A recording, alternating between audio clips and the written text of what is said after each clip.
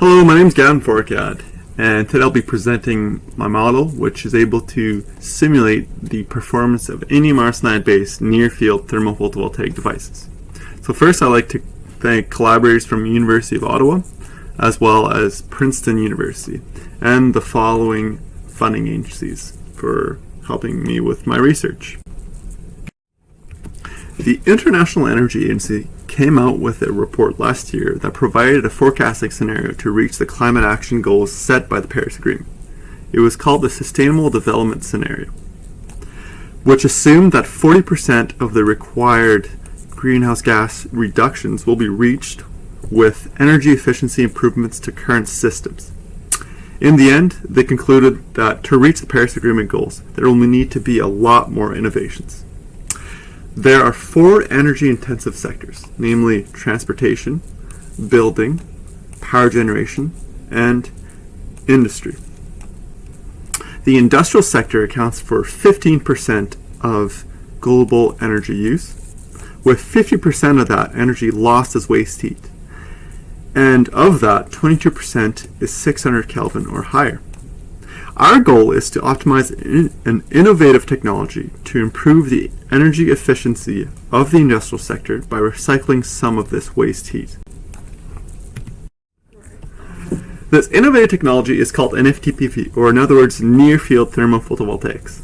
To understand this technology, we start with what most people know, namely PV or photovoltaics.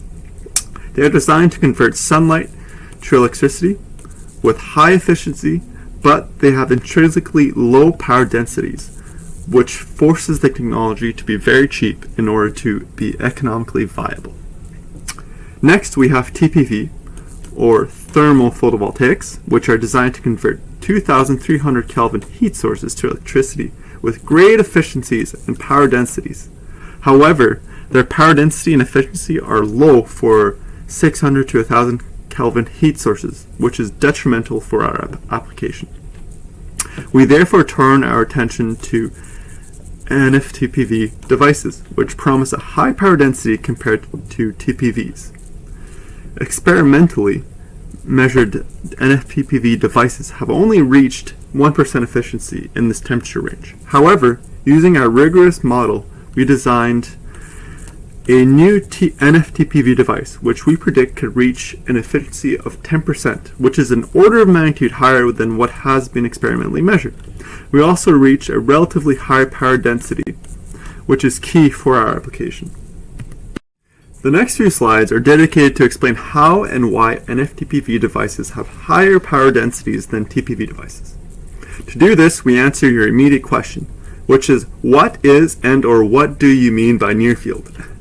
Radiation can be transferred between objects in 3 ways, or in other words, optical modes. There is propagative, frustrated, and surface polariton modes.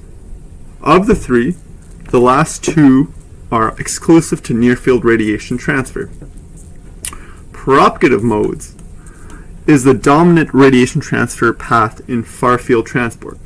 It encompasses all rays generated in the heat source that reaches the surface at an angle larger than a critical angle, which we can calculate using Snell's law. This optical mode is a radiation path in the far field and the near field as well. Frustrated modes encompass all rays generated in the heat source that reaches the surface at an angle larger than the critical angle. Classically, or in the far field, the rays will totally internally reflect.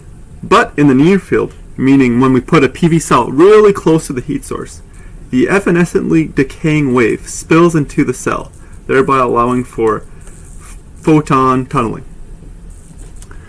Surface polariton modes are rays that live on the surface of the heat source.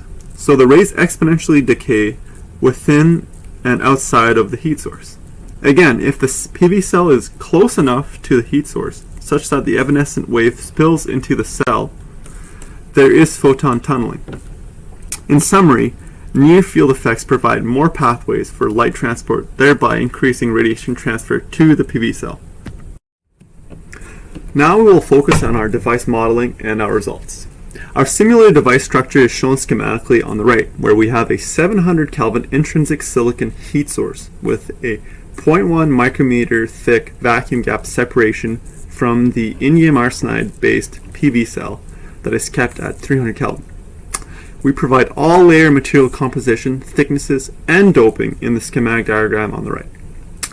Our optoelectronic model consists of first calculating the depth result electron-hole pair generation rate profile within the PV cell using our one-dimensional optical model, calculated through the slice represented here. This model uses an in-house software written by our collaborators from Princeton University and is based on fluctuation electrodynamics. This is a theory that correctly predicts behavior of far-field as well as near-field heat transfer. We then input the generation rate profile into a two-dimensional electrical model represented by the schematic here. The model uses Synopsys TCAD Sentaurus to solve the drift diffusion equations to accurately predict the electrical behavior of the photovoltaic cell.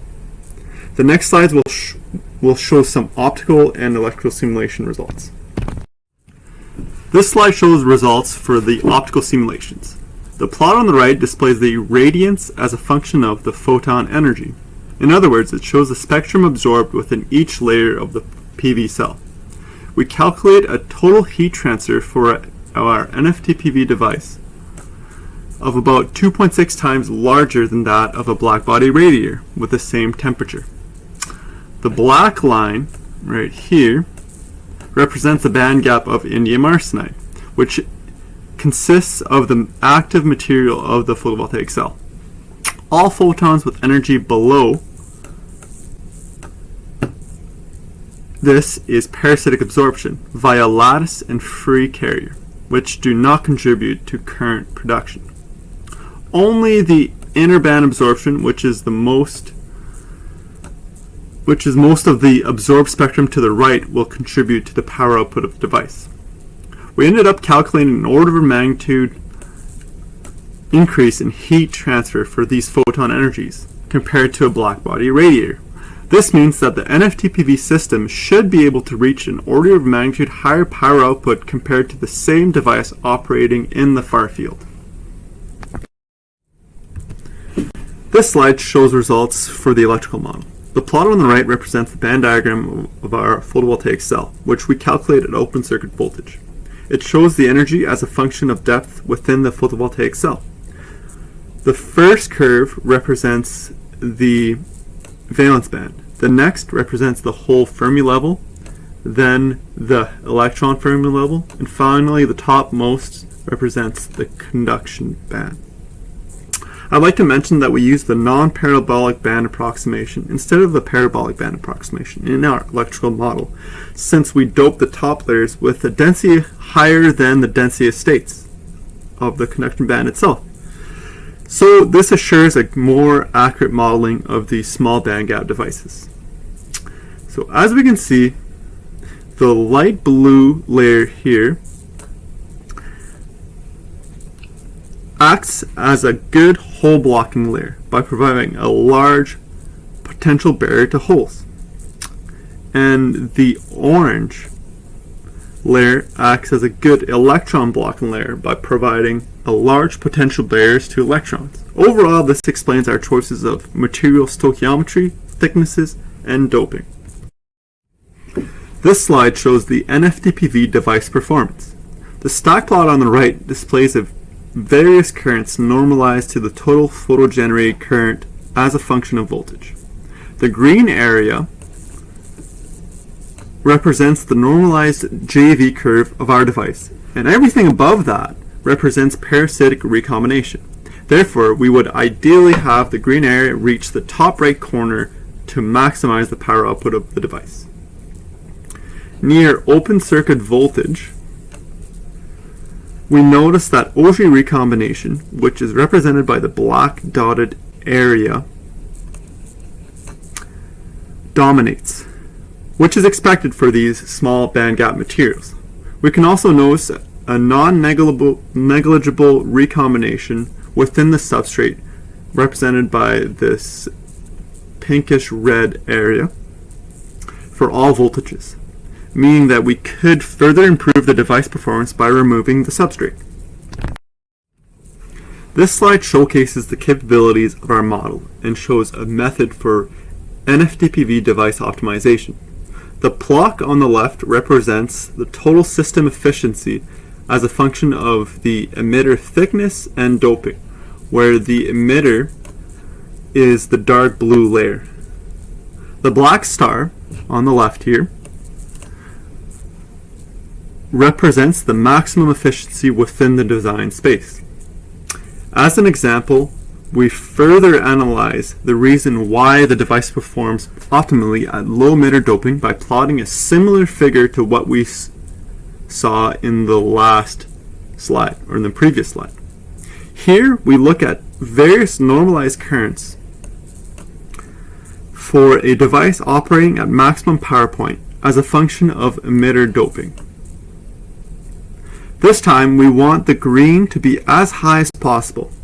We notice Auger recombination within the emitter layer, which is represented by the dark blue black dotted area here, increases with doping, and that it throttles our device performance. This explains why we reach the highest efficiencies for minimum emitter doping. To conclude, we presented a model that simulates the NFTPV device performance that can be used for optimization purposes. We calculated an order of magnitude larger interband heat transfer for our NFTPV device compared to a black body radiator, which is favorable to make waste heat recycling economical. Using our rigorous optoelectronic model, we were able to design a new NFTPV device with a simulated efficiency of 10%, which is an order of magnitude higher than previous measured NFTPV devices. Also, our design could be further improved by removing the substrate and or using a higher quality back reflector, which would minimize this parasitic absorption right here. Thanks for listening. I welcome any and all questions.